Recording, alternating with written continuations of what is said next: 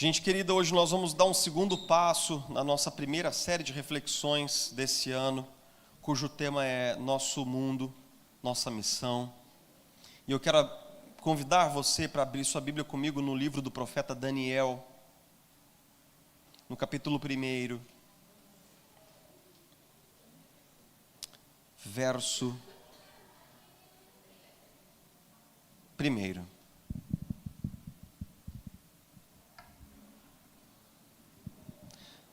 Livro do profeta Daniel, capítulo 1, verso 1, onde nós lemos assim: No terceiro ano do reinado de Jeoaquim, rei de Judá, Nabucodonosor, rei da Babilônia, veio a Jerusalém e a sitiou.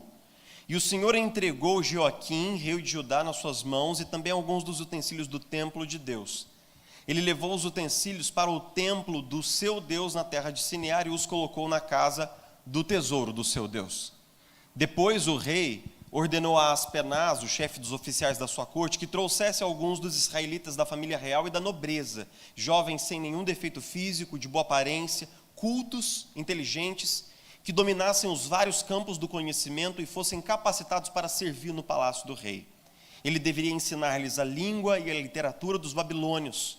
De sua própria mesa o rei designou-lhes uma porção diária de comida e de vinho.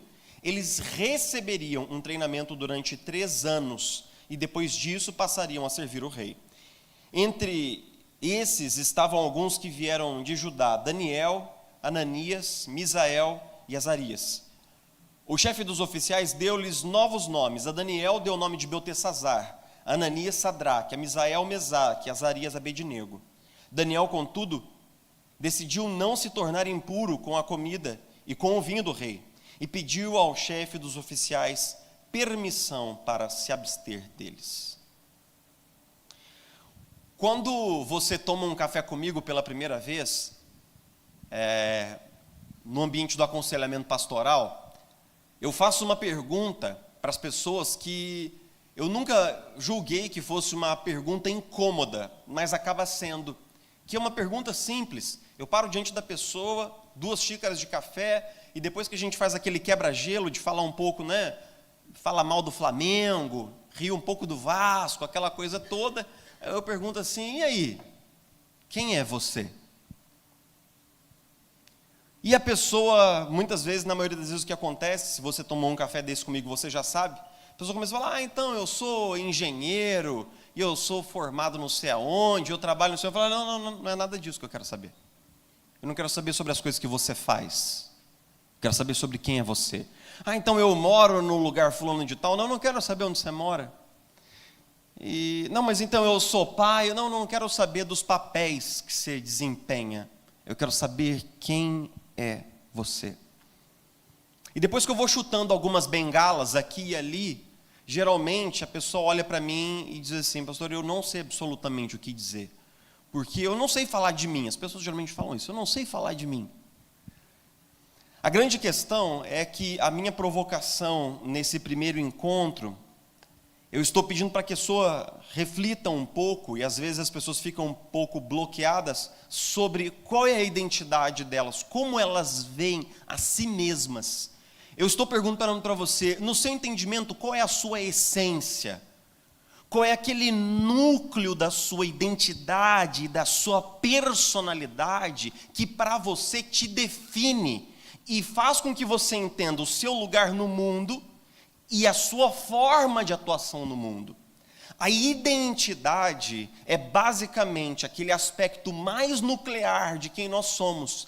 E esse não é um papo filosófico e conceitual, esse é um papo prático. Sabe por quê? Porque quando você define a sua identidade de uma tal maneira, aquela definição se torna um trilho para as suas ações no mundo. Quer ver um exemplo? Muitas vezes a pessoa diz assim: pastor, eu queria dizer que eu sou uma pessoa muito trabalhadora. Eu fui criado numa família de muito apego ao trabalho, eu sou um cara muito trabalhador, eu sou um cara muito batalhador. Ótimo, eu já sei o que ele quer dizer. Ele quer dizer para mim que ele é o tipo do cara que se esforça, que dá o seu melhor, que vai atrás e que corre, que empreende, que arrisca, mas que muitas vezes também não se permite descansar, até mesmo quando ele precisa. não se permite desfrutar da churrasqueira que tem lá na casa dele, e aí o cunhado vai lá e faz um churrasco.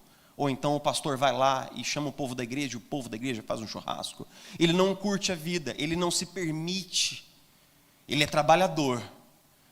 Note que toda definição de identidade, ela inclui algumas coisas, ela exclui outras coisas. A grande questão é que a nossa identidade ela pode se tornar uma espécie de camisa de força para nós também. Eu conheço muitas pessoas que se definem como pessoas fortes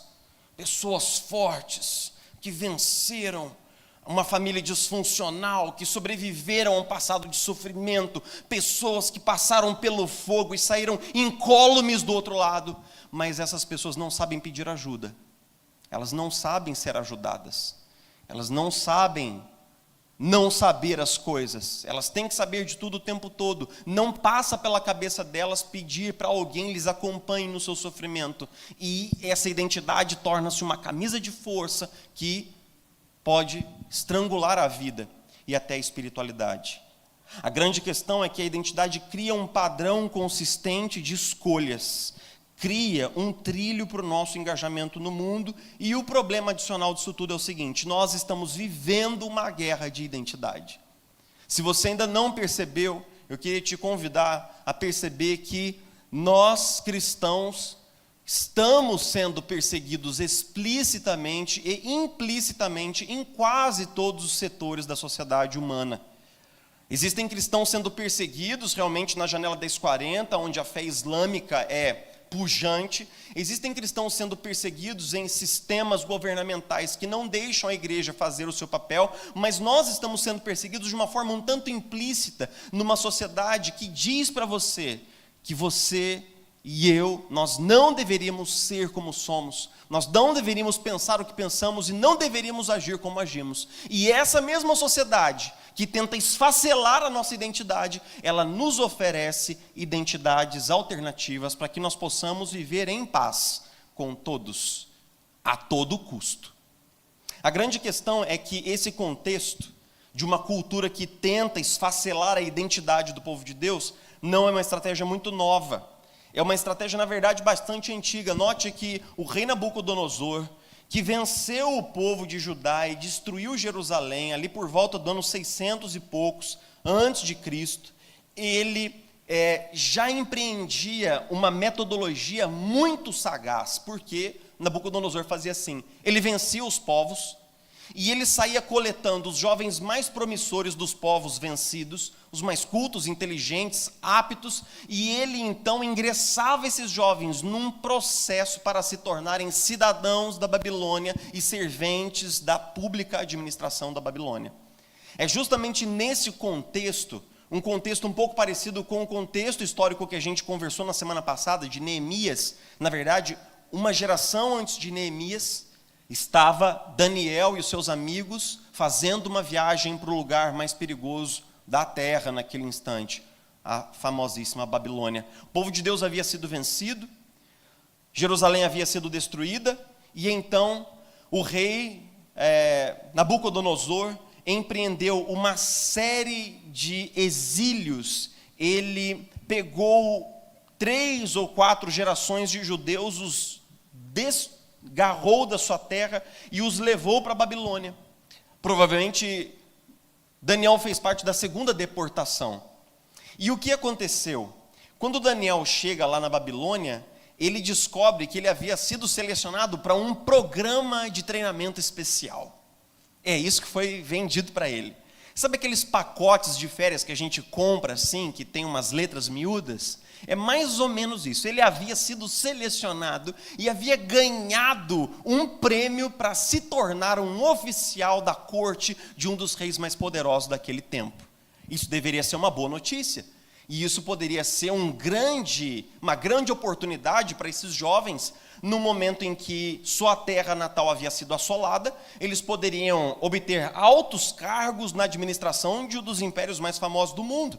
Então ele e seus amigos foram selecionados. E como era o programa de treinamento? Basicamente consistia de um tripé, que consistia do seguinte: eles deveriam ter novos nomes, eles deveriam aprender a cultura e a língua dos babilônicos, e eles deveriam ser familiarizados com a dieta babilônica.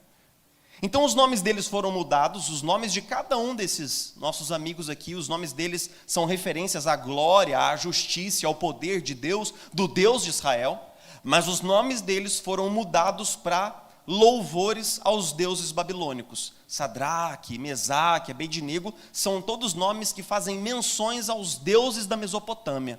Então a grande coisa é o seguinte: tira-se um nome que tem um histórico, um símbolo forte com o Deus de Israel, coloca-se um nome que faz um apelo aos nossos deuses. O segundo movimento é mudar a visão da cultura desses meninos, talvez jovens com 18, 20, entre 15 e 20 anos precisamente, os termos aqui para jovens, na verdade, é aquela fase em que eles estavam aptos para o casamento, entre 15 a 20 anos. Esses jovens, eles deveriam ser ensinados na língua e na cultura dos babilônicos. Eles deveriam estudar história babilônica, língua babilônica, deveriam ler Machado de Assis babilônico, deveriam aprender matemática babilônica, eles deveriam aprender toda a cultura dos babilônicos durante 3 anos. E eles deveriam então também comer da dieta, mas não de uma dieta qualquer, da mesma comida que era servida na mesa do rei. Quando eu li esse texto quando adolescente, eu falava, rapaz, mas assim, mudar o nome é ruim. E aprender uma outra cultura também é ruim, mas esse negócio de comida, a comida do rei é bom, não é não? Porque é o seguinte, gente, o cara era o rei. Imagina só que tipo de vinho que era servido na mesa do rei. Só uns argentinos assim, de 10 anos de barrica de carvalho, não é isso daí? Aqueles vinhos muito bem selecionados, só rótulos premiados. Imagina o sommelier do rei, um dos reis mais famosos do mundo. Imagina a comida da mesa do rei, imagina o cardápio. Rapaz, um dia é igual quando eu vou ficar as férias na casa da minha sogra. É só gostosura. A gente volta de lá rolando. A gente volta de lá assim, bufando, com a cara redonda, né? É só comida gostosa, né? É pernil, é peru, é só carne nobre, é só corte de bife ancho, é só picanha na chapa, churrasco argentino todo dia, né? Linguicinha mineira com aquela, né, aquele tutu. Rapaz, é só coisa boa. Eu só via vantagem aqui. Rapaz, eu falei, esses caras deveriam ter comido muito. Mas a dieta babilônica envolvia carnes que eram sacrificadas aos ídolos nos templos. E envolvia também comer carnes que não estavam previstas na dieta determinada para os judeus conforme os livros de Moisés, especialmente Deuteronômio e Levítico. A questão da comida aqui não é meramente uma questão gastronômica, mas ela é uma questão identitária. A dieta tinha a ver com a identidade dos povos. Quando Daniel e seus amigos, eles analisam a conjuntura, eles entendem que eles não vão conseguir escapar de serem chamados por nomes diferentes, isso não estava no poder deles, e eles não iam conseguir abandonar a classe de aula, isso também não estava no poder deles, como está no poder do Davi, por exemplo. Mas ele entendeu que ele poderia recusar-se a comer a comida do rei. E foi justamente isso que aconteceu na sequência do texto. Mas antes, eu queria pensar com você o seguinte: você pode dizer, Jefferson, mas esse texto não tem absolutamente nada a ver conosco. Nós não somos escravos numa terra distante, nós não somos escravos na Babilônia. Mas será mesmo? Pense comigo num momento muito interessante na vida de uma família. Uma família vê o seu adolescente crescendo e, de repente, quando ele tem uns 15, 16 anos, os pais começam com um papo que é o seguinte: o que você vai fazer, filha? O que você vai fazer, filho? E tal, e não sei o quê. E nessa hora da decisão vocacional do jovem da família, muito da visão da família e dos valores da família ficam claros sobre a mesa. Porque os pais conversam com os filhos sobre o quê? Sobre uma profissão que dá dinheiro, sobre uma profissão que dá segurança, sobre uma profissão que dá status social, sobre uma profissão que pode dar a eles um futuro tranquilo, sobre uma profissão que pode dar uma boa aposentadoria, sobre uma profissão que pode dar a eles uma vida de rei, mas pouco se fala entre famílias cristãs, e eu pouco ouço os pais perguntarem para os filhos: qual é a vontade de Deus para a sua vida, meu filho. Homens e mulheres cristãos. Homens e mulheres que dizem que na cerne da identidade deles tem um compromisso vital com Deus, mas a visão de mundo e as atitudes, elas são importadas de uma outra cosmovisão, de uma outra maneira de se ver e viver a vida, que é da cultura ao redor. Por quê? Porque a cultura faz uma pressão para que nós nos amoldemos a ela. Mas lembre-se, quando nós estabelecemos um senso de identidade, essa identidade gera um padrão consistente de escolhas no mundo. O que eu queria que você pensasse comigo nessa noite é o seguinte: a cultura ao nosso redor está nos oferecendo várias opções de identidades diferentes. Por exemplo, pense comigo na identidade que nos é vendida, que é a identidade do bem-sucedido. A cultura diz assim: seja um sucesso. Tenha uma carreira maravilhosa, tenha uma profissão, tenha um renome, construa um nome para você, seja alguém importante. E, no entanto, quando nós abraçamos essa identidade de alguém que quer o sucesso a todo custo, nós vamos, aos poucos, fazendo concessões e escolhas que podem nos colocar muito longe de Deus no caminho da nossa jornada espiritual. Ou então pense comigo sobre essa outra identidade da bela princesa. A nossa cultura valoriza tanto a beleza e a estética, que nós nos preocupamos tanto com a aparência do nosso corpo e com a aparência do nosso rosto, mas muitas vezes em detrimento da própria essência, das próprias escolhas e do próprio caráter. Pense comigo sobre essa identidade resultante do dinheiro. A nossa sociedade diz assim: se você tiver dinheiro, tudo vai ficar bem para você. E nós somos empurrados para sermos pessoas que pensamos diuturnamente sobre dinheiro. Como ganhar mais dinheiro, como fazer dinheiro, que coisas dão dinheiro, que coisas não dão dinheiro, como investir o meu dinheiro, e o dinheiro se torna o centro e o epicentro dessa identidade.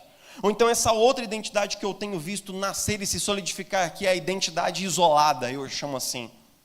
Jovens que foram convencidos de que eles são autossuficientes e que se ele tiver bateria carregada no celular e um computador com internet, ele não precisa de absolutamente mais ninguém. Alguns meros contatos online bastarão para que ele se sinta feliz e realizado. Ele não sente que ele precisa de ninguém, ele não sente que as pessoas precisam dele. Ou então a identidade carpe diem, que é: aproveitemos a vida é breve. E de final de semana em final de semana nós vamos vivendo encontros banais e triviais. Tempo que não é de qualidade, tempo que não é profundo, tempo que não é edificante, um lazer que não nos faz pessoas melhores.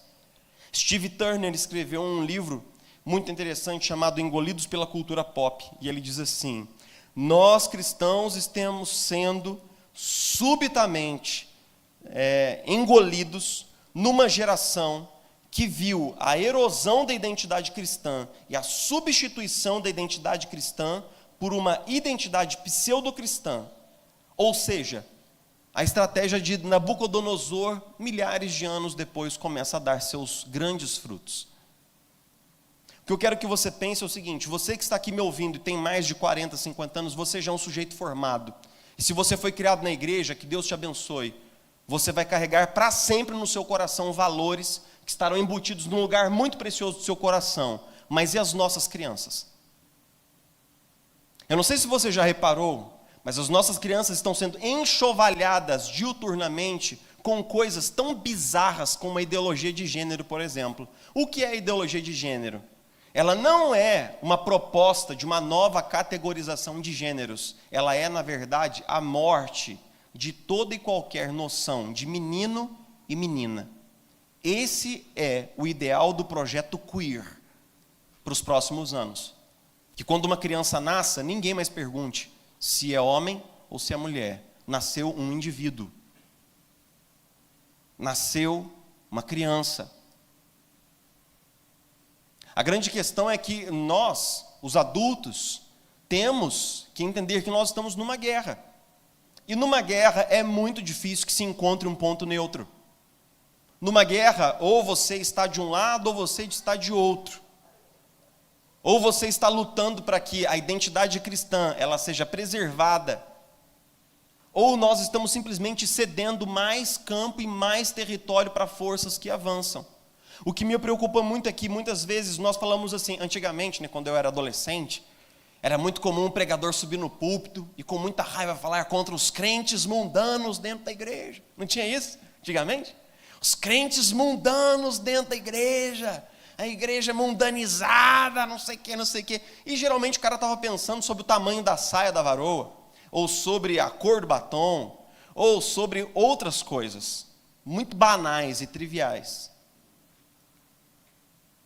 Mas quando um casal de cristãos ensina os seus filhos a escolher uma profissão que dá mais dinheiro, diga-me você, isso não é profundamente mundano? Quando nós ensinamos concepções de casamento que não passam pelo entendimento do casamento bíblico, do papel do homem e da mulher, e reforçamos esse modelo na cabeça dos nossos filhos, nós não estamos sendo profundamente mundanos? Note que a gente não precisa necessariamente estar vivendo lá fora da igreja para ter uma visão mais aderente à cultura do que à fé cristã. Por que esse papo é importante? Porque é o seguinte, a identidade, ela cria um padrão consistente de escolhas.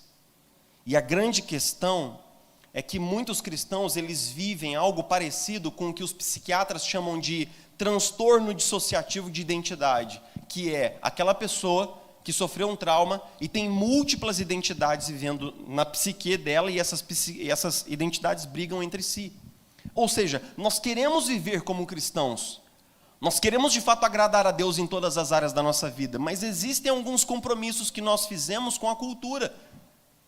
Então nós vivemos num conflito, a nossa vida cristã é muitas vezes a expressão de um conflito, de prioridades e de valores. Para nós avançarmos, nós teremos que desalojar falsas identidades. Eu quero partir para o final dizendo o seguinte: muitos jovens foram extraditados de Judá para a Babilônia, na geração de Daniel, muitos. Mas o nome de quantos deles você sabe? O nome de quantos deles nós sabemos? Sabe o que aconteceu? Toda uma geração foi esfacelada e triturada como carne humana naquele sistema criado pelo rei Nabucodonosor. A identidade daqueles jovens foi totalmente destruída e obliterada, e no lugar de judeus piedosos nasceram babilônicos fiéis à coroa.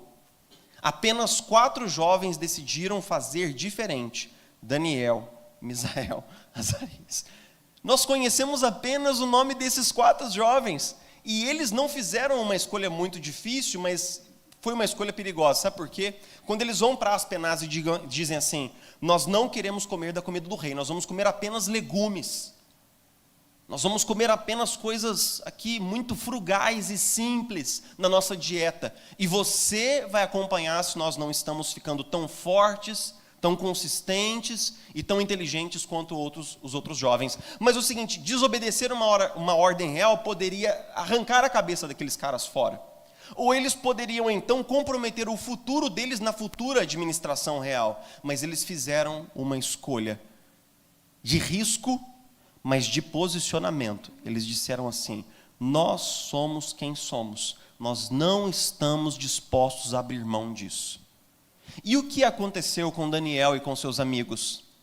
Eles se tornaram muito proeminentes dentro daquele governo. Daniel teve uma influência duradoura sobre a pessoa do próprio rei Nabucodonosor. E quando Nabucodonosor se tornou vencido por Ciro, ele também se tornou um assessor pessoal do rei Medo-Persa Ciro. Ou seja, Daniel se tornou influente numa terra longe da sua nação, para pessoas que não conheciam o mesmo Deus, mas ele foi um conselheiro, um assessor, ele foi uma figura política importante num tempo no qual havia uma crise no Oriente Médio.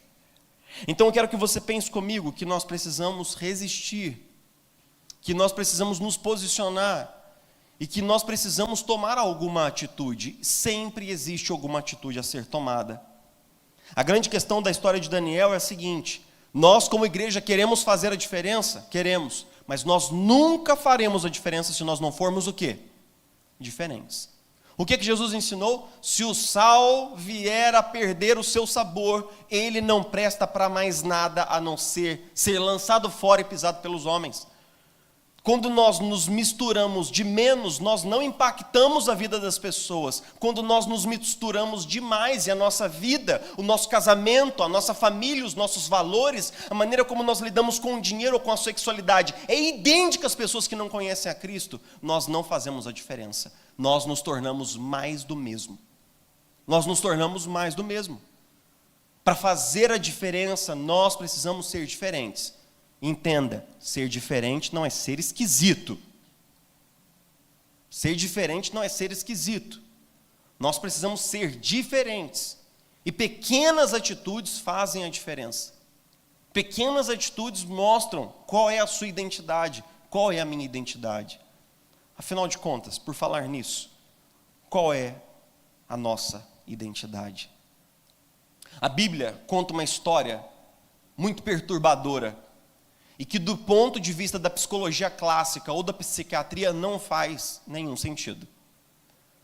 Para as disciplinas humanísticas, o que nós cristãos pregamos e buscamos é impossível. Sabe o quê? Nós cristãos afirmamos veementemente durante séculos, e nós tivemos uma coletânea de provas humanas dessa verdade, de que quando uma pessoa se reconcilia com Deus por meio de Jesus, existe uma transformação sendo infundida no lugar mais central da sua identidade, do seu caráter e da sua visão de mundo. Alguma coisa é profundamente mudada ali.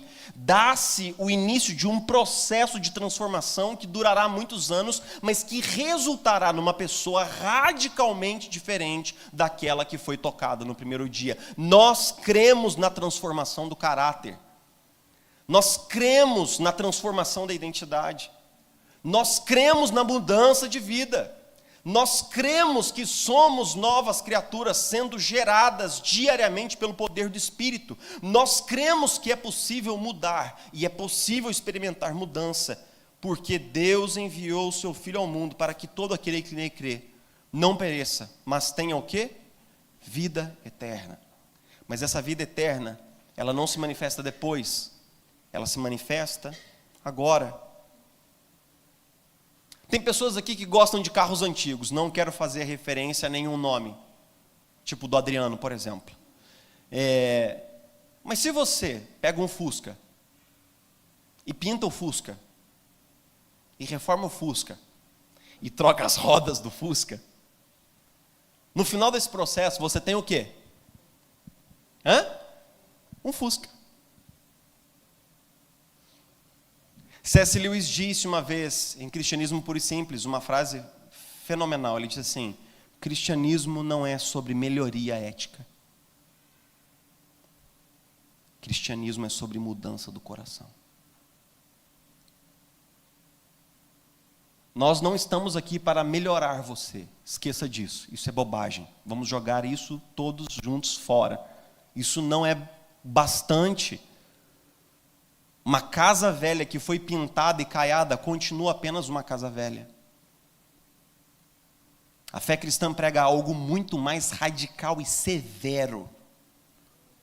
Prega uma identidade nova por meio do sangue de Jesus Cristo. Um novo você. C.S. Lewis, no último capítulo do seu livro, diz assim: quanto mais você sair do seu velho eu e mais for em direção a Jesus, mais você vai descobrir qual é o seu verdadeiro eu. Porque o seu verdadeiro eu está escondido em Cristo. Como nós podemos experimentar uma radical e poderosa mudança na nossa identidade? Somente por meio do Evangelho.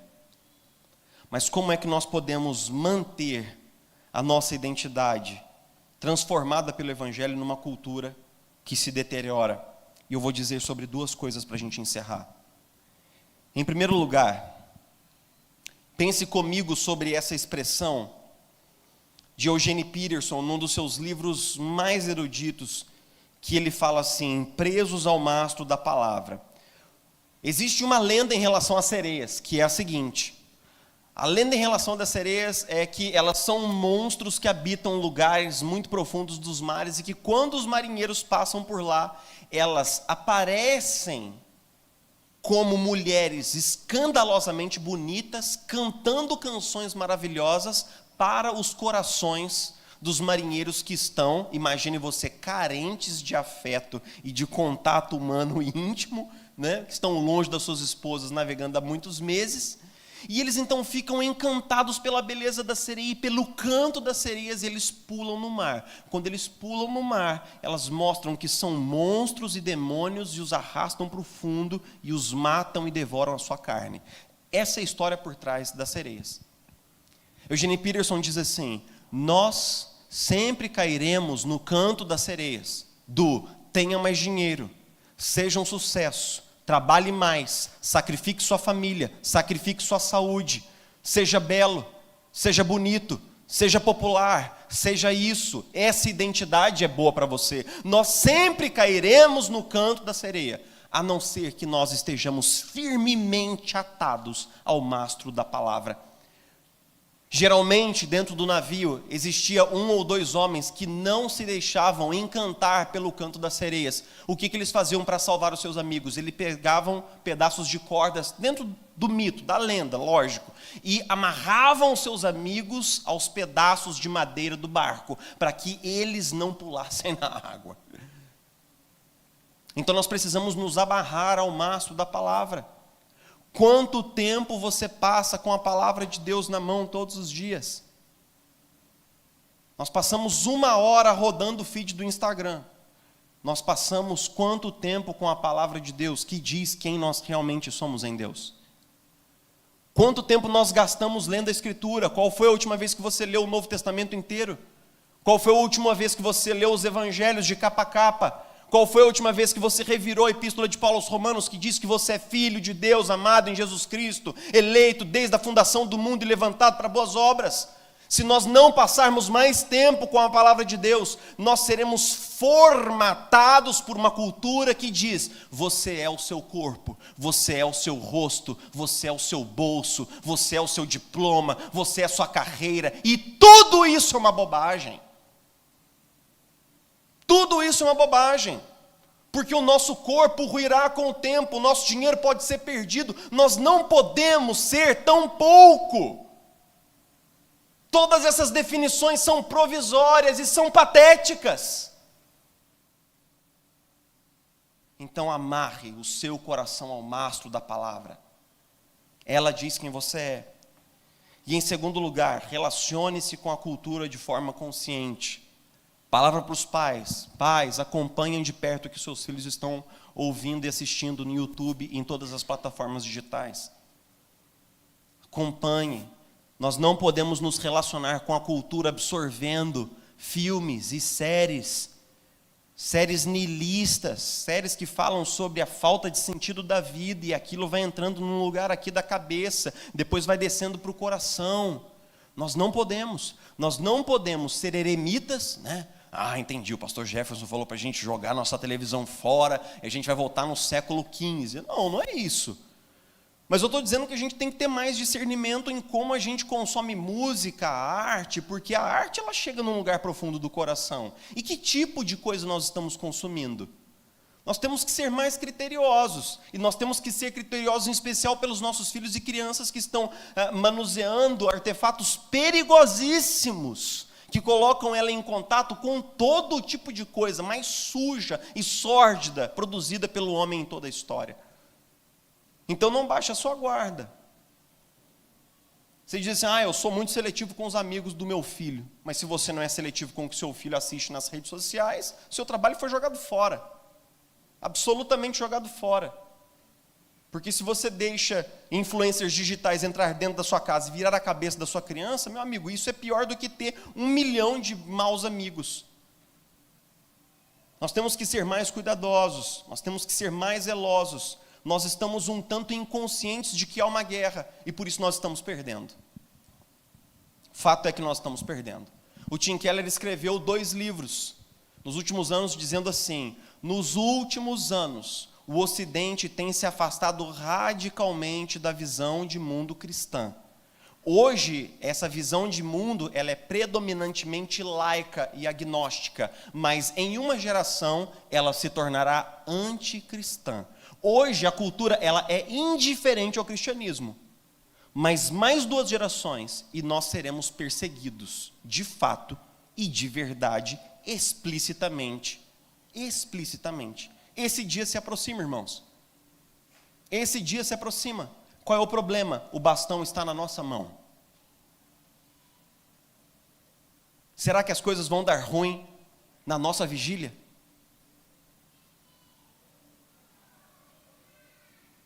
O prédio ruirá no nosso turno. Será no nosso plantão que as coisas vão se deteriorar dessa maneira? Eu quero que nós nos sintamos mais responsabilizados. Porque em algumas décadas, nenhum de nós estará aqui. Mas o seu filho estará. E os seus netos estarão. E se nós nos omitirmos agora, nós vamos passar uma dívida impagável para frente. A Europa, que evangelizou o mundo, hoje é pós-cristã.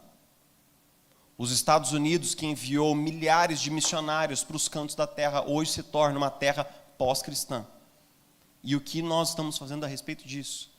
Não pense, o sermão essa noite foi lindo, mas olha, foi tão longe da minha realidade. Não foi. O dia que o seu filho aprender que ele tem que falar todos, todas e todes na escola, você descobrirá que não foi. Não só porque isso é péssimo português, mas porque essa não é o nosso entendimento das coisas. Nós precisamos nos posicionar. Nós precisamos abrir a nossa boca. Nós precisamos assumir um risco. Nós precisamos dar um passo. Nós precisamos orar. Vamos orar juntos.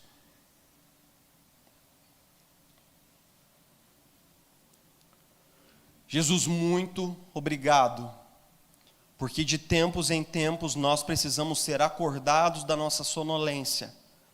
Nós precisamos ser despertados para o que está acontecendo.